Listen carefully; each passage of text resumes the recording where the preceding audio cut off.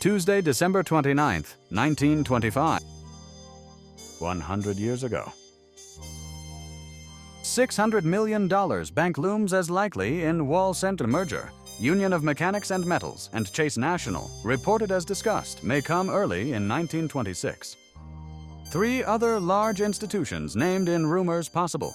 Combination stock rise adds to talk. Chase, Dixon, Wing, Cunliffe, Morgan, and Rockefeller. Interested, the Chase National Bank and the Mechanics and Metals National Bank are among the institutions whose possible union has been discussed in Wall Street in connection with the present tendency toward consolidation in banking circles. If consummated, the merger would create a bank with resources of approximately $600 million, placing it among the largest banking institutions in the country. While officers of the banks mentioned said that actual negotiations were not being carried on at present, they refused to commit themselves as to the probable course of events in the next year. Banking opinion in general inclines to the belief that the present trend in competition makes a consolidation of several important units probable. The Mechanics and Metals stock was quoted on the Consolidated Exchange at $455 bid, $460 asked, which compared with $448 bid, $450 asked on Saturday.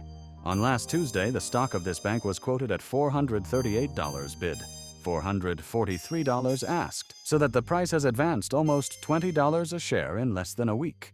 The advance attracted attention, as most of the bank's stock lists have been quiet and steady in the holiday period. It was pointed out, however, that 20-point advances in bank stocks have not been infrequent this year, which has been an unusually profitable one for the banks. The larger banks in the financial district is likely to be worked out during 1926.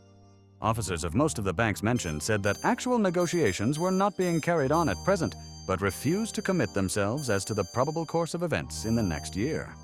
Banking opinion in general inclines to the belief that the present trend in competition makes a consolidation of several important units probable. Various combinations among some of the banks mentioned are advanced as likely. A general merger is not expected, but it is believed that a movement might be started by a union of some 2 of the institutions followed by other consolidations.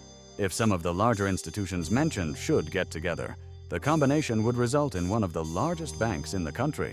Some of the banks mentioned as merger possibilities would Congress to start inquiry on coal. Will direct investigation at once to fix responsibility. Heads of coal code to face quiz. Results of probe may not affect present policy. Special cable to The New York Times. Washington, December 28th.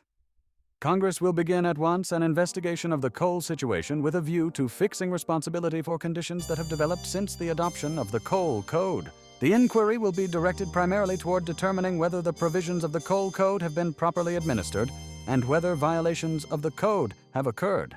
Heads of the Coal Code administration will be called before congressional committees to testify regarding the enforcement of regulations and the effectiveness of the code in stabilizing the industry.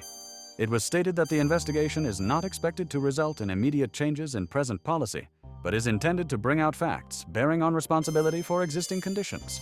Members of Congress indicated that the inquiry would cover production, distribution, prices, and labor relations in the coal industry.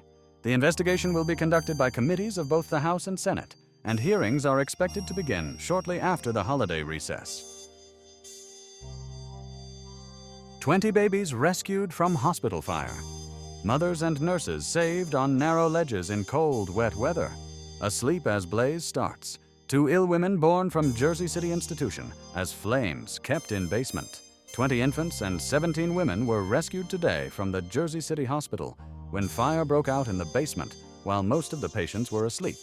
The fire was discovered shortly after midnight, and flames quickly spread through the lower floors of the building, filling corridors with smoke and cutting off the usual exits. Nurses carried the babies, wrapped in blankets, through smoke-filled halls and placed them on narrow window ledges, where mothers and attendants stood holding them while firemen raised ladders. Several women patients, ill and unable to walk without assistance, were lifted through windows and carried down ladders by firemen. Others crept along narrow ledges outside the windows in the darkness and rain. Firemen worked under difficult conditions as the weather was cold and wet and smoke poured from the basement. Streams of water were directed into the lower floors to check the flames. Hospital officials said that the fire started in the basement, where supplies were stored, and that it was quickly brought under control before reaching the upper wards. No lives were lost, although several patients and nurses were treated for smoke inhalation and exposure. The rescued babies were later returned safely to their wards after the danger had passed.